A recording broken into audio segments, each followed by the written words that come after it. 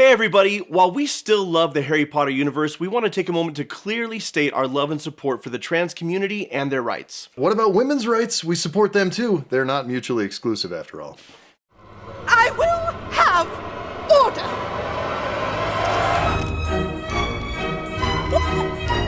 order! Condescension, passive aggressiveness, and overtly fake sweetness. Because you know, deep down, you deserve to be punished.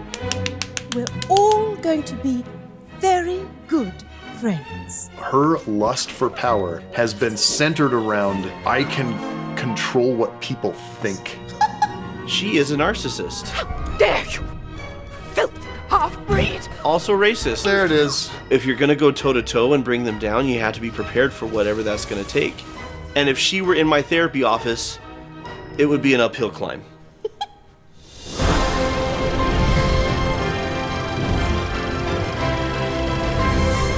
Hello, and welcome to Cinema Therapy. I'm Jonathan Decker, licensed therapist who loves movies. This is Alan Seawright, a professional filmmaker who needs therapy. Jono, help.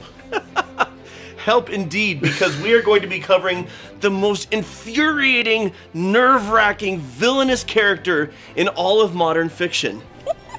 Dolores freaking Umbridge. She's not even the big bad. No! She's like one of the boss levels you get to before you get to the big bad, and somehow she's worse.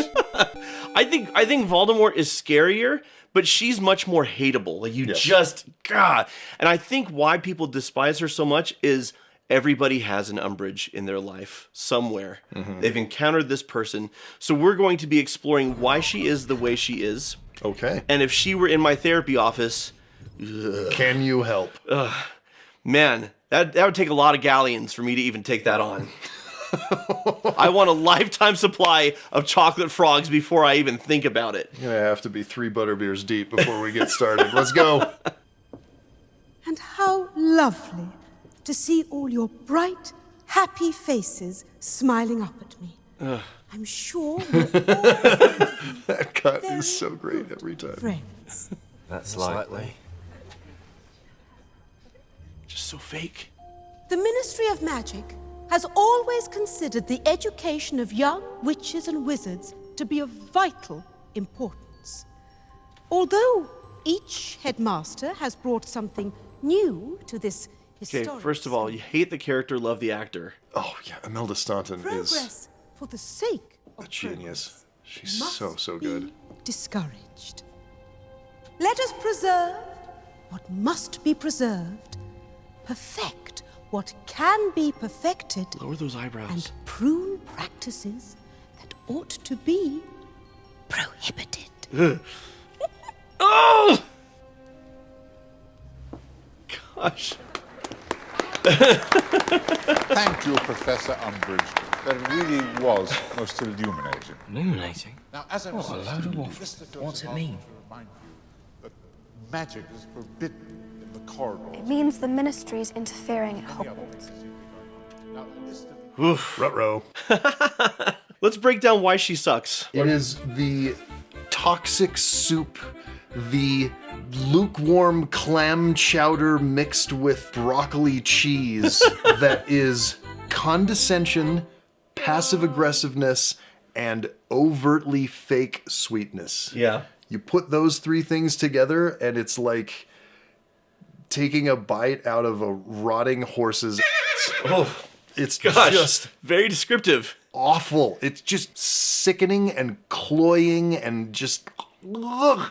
And Imelda Staunton is so good at it that there is an entire generation of people who hate her. The opposite of a box of donuts. Toilet full of broccoli. Yeah, kind of. Toilet full of broccoli. Well, and most of us know someone like this in real life. They are blatantly disrespectful. Yeah. But they hold themselves up as somebody who is compassionate and caring. I hope we'll be very good friends. I'm sweet. I'm kind. So that if you have a problem with them, then you're the problem, not them. Because I am above reproach. Yep. Right? My intentions are so good and pure. But she freaking interrupts the headmaster. She doesn't have the authority, but she thinks she does. And she just barges right in. And she's going to make Dumbledore look like the jerk if he's going to tell her to sit down. The thing that she says that is a giant flaming sign that says, hate this person. Progress for the sake of progress must be discouraged. What? What does that even mean? It's such, like, jargony gobbledygook newspeak. It doesn't mean anything. Progress, by its very nature, means moving forward. Progress for the sake of progress is the point of progress. Yes, it's the most positive thing in the world. Strip any Like, political movement- affiliation from it and just look at the word progress. Movement for no meaning is, by definition, not progress. Yeah. It's just shifting. Ugh. Do you know what might have helped Dolores Umbridge? More cat paraphernalia and self-righteous. Therapy. Also that. Yeah. And therapy for all the people she tortured would be nice. They could definitely use some help to deal with all the quill-related trauma. This episode is sponsored by BetterHelp. BetterHelp connects you with a licensed therapist who is trained to listen and give helpful, unbiased advice. To get started, click the link below or go to betterhelp.com/cinematherapy and fill out the questionnaire to assess your specific needs. You'll get matched with a therapist, in most cases, in 48 hours or less. Ahio mental health support. And they're committed to helping you find a therapist who's a good fit for you. Aloha Mora, your feelings! You can easily switch to a new therapist at no additional cost if the one that you're first matched with isn't a great fit. It's easier and faster than switching Defense Against the Dark Arts teachers. BetterHelp has a network of over 30,000 therapists with a wide range of expertise. You can choose a time that's convenient for your therapy sessions. And you can choose how you want to do your therapy sessions. A phone call, a video chat, or even via messaging. You can even turn your face into flaming chunks of log and chat through the flu network. It's real. Sure, if you've got the flu powder, I guess. Over 4 million people have used BetterHelp to start living a better, healthier life. If you think that you might benefit from therapy, click the link below or go to betterhelp.com/cinematherapy. You'll get 10% off your first month of BetterHelp so you can connect with a therapist and see if it helps you. We're not going to use magic. You will be learning about defensive spells in a secure, risk-free way. Everyone's like, What lame. use is that? If we're going to be attacked, it won't be risk-free. Students will raise their hands when they speak in my class. The immediate double standard with Harry. It is the view But she doesn't of say the Harry. ministry She's just, that I'm just speaking to theoretical a... knowledge will be sufficient to get you through your she's examinations, dehumanizing him. which after all is what school is all about. And how's theory supposed to prepare us for what's out there? There is nothing out there, dear. Who do you imagine wants to attack children like yourself? Who do you think you're talking to, woman? Lord Voldemort. Ruh-roh. Voldemort's over there like, say my name. I love say the my sound name." design, somebody dropping a pencil. These kids don't even use pencils. They use quills, but the pencil drops sound. Quite plain. You have been told that a certain Again, dark Harry told them. She knows is that. large. But she's not naming Harry. So she has deniability. I'm not targeting him. And so she can A dehumanize. lie, I saw him, I fought him. Detention, Mr. Potter! So according to you, Cedric Diggory dropped dead of his own accord. Cedric Diggory's death was a tragic... You weren't there! Murder, Voldemort killed him, you must know that! Enough. See me later, Mr. Potter. My office. Oh! How you doing, buddy? This is your therapy client. Oh yeah, I have to start doing that. So, like a lot of people with anger issues, she masks it with this forced positivity, Yeah. this forced kindness. And I think the acting choice to smile and then raise the eyebrows all the time is perfect. I mean, there's something so unsettling about anybody who does that. But this need for control speaks to what is really at the core of Dolores Umbridge. She is a narcissist. Yeah. She believes that she deserves special treatment. She deserves that she is innately superior to others and that she has authority over them. Yep. And she meets all of these criteria, including and especially a deep lack of compassion and empathy for other people. Yes. So she tries to control things. Why? Because if she can control this school, then she can get more praise and authority from Fudge. Yep. Which is like literally her lifeblood.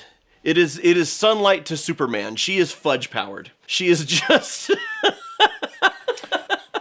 Phrasing. No, I'm standing by it. She is Fudge powered and she wants his praise and she wants the authority that he gives her. Also just to be on the newspapers.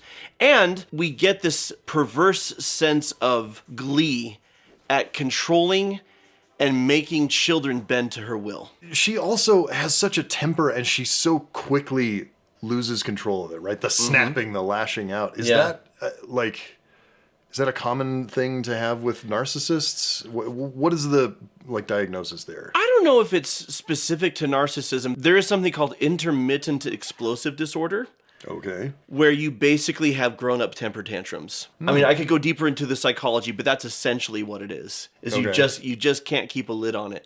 And she is trying. And I think her need for control is both to feed her narcissism, her ego, but also because she feels like if I can control everybody else, that makes it easier for me to control myself.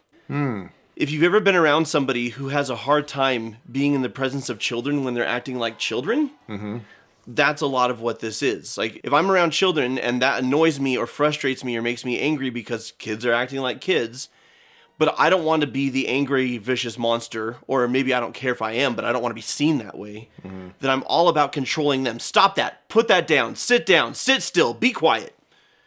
Right? Because if you're in control, then I'm in control. But what happens if you're acting in a way that I can't handle? Then I snap, and then everybody sees this angry side of me, and I don't want them to see it. Right. So in therapy, we would work on her intermittent explosive disorder, and we would work on her narcissism. And as we go, I'll tell you what I would do.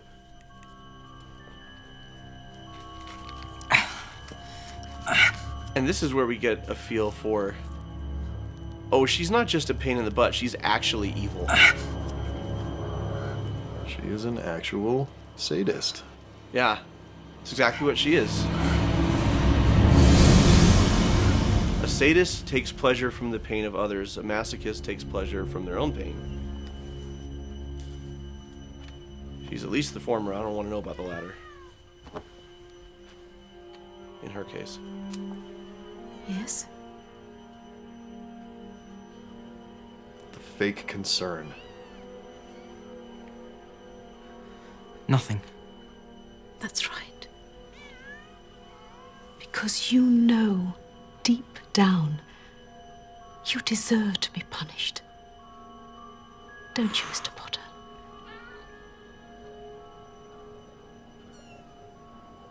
Oh my gosh.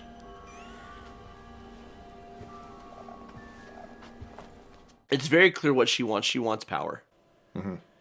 And the praise and adulation and admiration that comes with it. And so what I love to do in therapy is, what do people want? Generally, I don't try and mess with what people want, unless what people want in and of itself is absolutely abhorrent and unhealthy. Yeah. If what a person wants, if there's a healthy, supportive way to get there, Sure. then what I try to do is keep the life focus, but reconstruct the path. Yeah. There's nothing inherently wrong with wanting power in a government. You can do amazing things. Yeah. If you have a powerful person working in government, they can get a lot of great things done for people. It takes a deep well of integrity, because power does tend to corrupt people, even well-meaning people. Yeah. But just the notion in and of itself of power, position, and authority means I can grease the wheels for good and affect change. Yeah. That can be a positive thing. And so what I would start to do with her is, how is the way you're going about this not only hurting others, because I don't think she really cares about that at this point, but how is it hurting you? How is it holding you back? What is it keeping you from enjoying in life? And see where that gets us. Again, it would be an uphill climb. I also want to say that another route to take with Umbridge is consequences. Yes. You know, if she wants what she wants and she wants to get there the way she wants to get there, but what is that going to cost you in the long run? Because the way you're going about this, terrorizing children and being a, what's the word I'm looking for? Not dictator. Fascist. Bullying children and being a fascist. Yeah, sure. Sooner or later, the parents are going to turn on you and you're going to get fired. And we also have to address the elephant in the room. Now, as a therapist, if she tells me about this incident with Harry... You have to go to the police. Yeah, I'm not sure how it works in the UK or in the wizarding world. I'm assuming it's similar. But here in the US, I now have a duty to report because a minor is in danger and is being harmed. Yeah. Which actually means we get to cut therapy short early and I get to enjoy my frogs. Hey! I'll still keep going, though. 16 years I've lived and taught here. Hogwarts is my home. You can't do this. Actually, I can.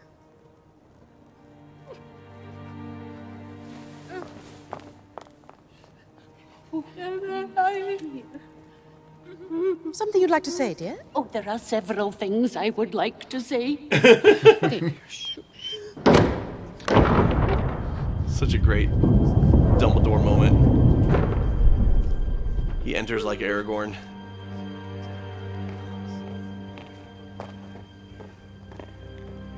Professor McGonagall, might I ask you to escort Sybil back inside? Sybil, dear. Oh, sweetie. Dumbledore, may I remind you... Not professor, not that headmaster. under the terms of Educational Decree number 23, as enacted by the Minister... You have the right to dismiss my teachers. You do not, however, have the authority to banish them from the grounds. That power remains with the headmaster.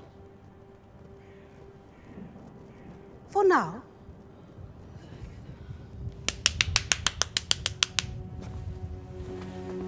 I don't believe in hitting women or hitting anybody, but... Yeah, there's exceptions to every rule. And now that she's been escorted away by the police, she's not my client anymore. Hey! So here's the thing, when we did an episode on Lego Batman where the hero is the narcissist, so I don't want to sit here and say like narcissist equals bad people 100% and they can't change. I absolutely believe that they can. Yeah.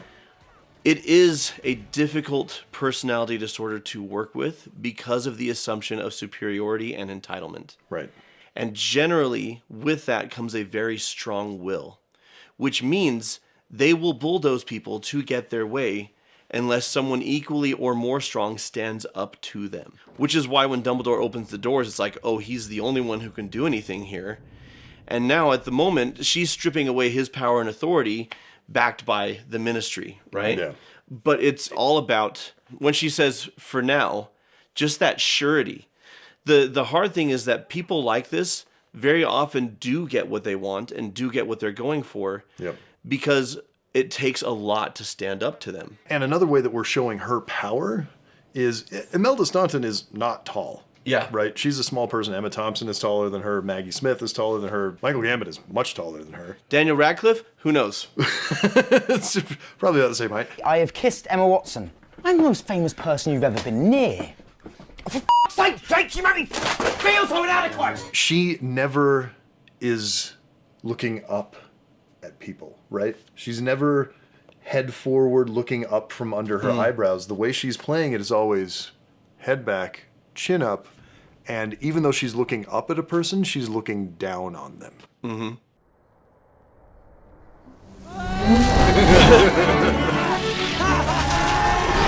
The Weasley twins have an entire lifetime of giving the middle finger to authority figures. And if the authority figures are benign, then they do it gently and lovingly. Like with Dumbledore, they'll because Dumbledore has their respect. And that's the thing about the Weasley twins. They will respect people because they deserve respect, not because of their position of authority. Right. They don't care anything for a position of authority. Which is why Harry's younger than them, but they always treat Harry like an equal. Well, and that gets to the point of her theory of power is fear, and so that's what she builds. Who's scared now, witch? Dumbledore's... See what you did there. Dumbledore's theory of power is completely different. This is such a satisfying so cinematic moment. I don't think the books have this exact moment happening. It's all symbolic in the films, but... Her power is crumbling. It is not subtle, but that doesn't mean it's not effective.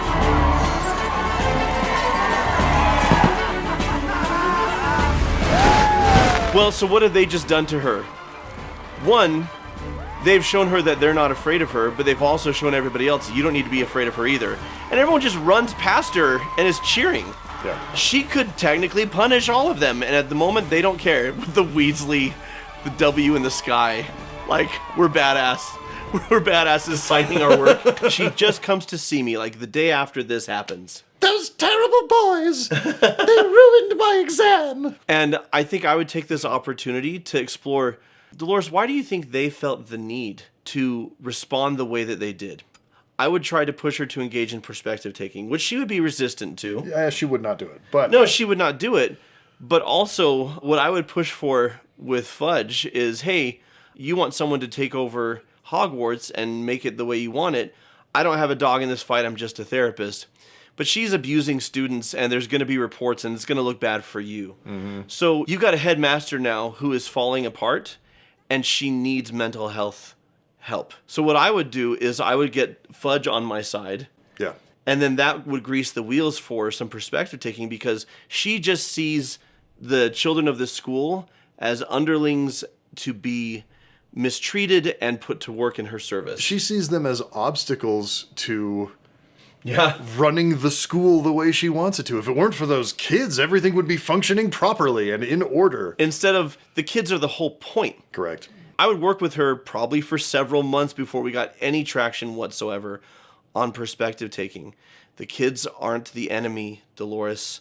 The kids are the point. And if they're pushing back against you, it's not because they're defective. It's because perhaps your methods are medieval and aren't going to get you where you want to be. You were going to Dumbledore, weren't you? No. Just sent for me, headmistress. Snape, yes. The time has come for answers, whether you Professor want to believe Snape. or not. Have you brought the Veritaserum? Yeah, once she becomes headmistress. Interrogating students. Oh, even before that, she doesn't address people as professor. That's true. She has no respect for anyone else. Unless you wish to poison him, and I assure you I would have the greatest sympathy if you did. I cannot help you. He's got Padfoot. He's got Padfoot at the place where it's hidden. Padfoot? What is Padfoot? Well, what is hidden? What is he talking about, Snape?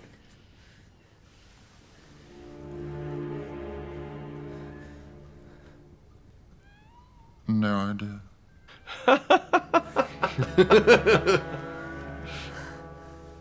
Very well. We miss you, Alan Your Rickman. choice, Potter. Yeah. As this is an issue of ministry security, you leave me with no alternative. This is all performative. She wants to. She wants to use the torture curse. She's wanted to since the day she got there because she's sadistic. Yeah. But to get where she wants to be and to have the power and prestige she wants to have, she has to obey the rules of society. Tell her, Harry! Jeez, even her wand is overwrought and frilly. Well, if you won't tell her where it is, So she's justifying to herself I will. what she's always wanted to do. Yep. Well, what is? And talking about intermittent Dumbledore's explosive secret disorder, which isn't always physically abusive, by the way. Sometimes, like, there are people who have that disorder. They're where just it's- screamers, right? It's just yelling and stuff. I've worked for people like that on Yeah. film sets, and you know what? It's not great. It's not great, but that doesn't mean all of them hit people. No, no, no. But in her case, she does. The fact that she just slaps Harry in the face at this point shows that she's coming apart at the seams, but also shows kind of who she really is. Like, I feel That's the like... thing. When you come apart at the seams, what gets revealed? What's underneath? Yeah. Which, in fairness, we all have ugliness inside of us. Absolutely. We all have, like, the demons that we're keeping at bay. 100%. Like, but at the same time, in her case, I do feel like it is more who she is. Yes. Right? For a lot of us, the demons that we keep at bay, the behaviors that we choose not to engage in, it's because we are choosing to be somebody else. We're choosing to be our highest and best self, right? And we're just acknowledging there's darkness in there, but I'm choosing a different path. I think darkness is her path. The only reason she chooses not to embrace it is because of her lust for power. Yeah. And she knows that if I physically abuse students, then I'll go to Azkaban or wherever I would go, and I won't get to ascend through the ministry like I want to. And that is literally the only thing holding her back. Which is why she just puts Fudge's pictures down. Yep. What Fudge doesn't know won't hurt him. Yeah. And at this point, I'm not doing therapy with her. At this point, I'm reporting her. She's going to jail. If I'm doing therapy with her, she's in jail. It's jail therapy. Correct, yes. Like, it's rehabilitation in jail. I'm not having this woman in my office at this point because I'm not going to be part of what she's doing by not reporting her. Yeah. And a big part of that therapy, I assume, would be look at your surroundings and think about how you got here. It's not a conspiracy against you. It was your actions. Yeah. Yep. Where is this weapon?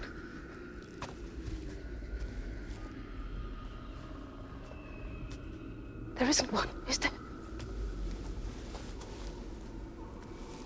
You were trying to trick me.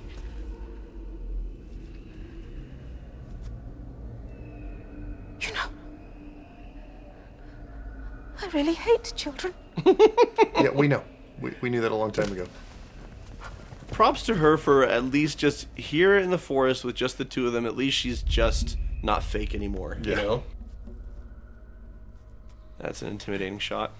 And then she hides behind the kids. You have no business here, centaur.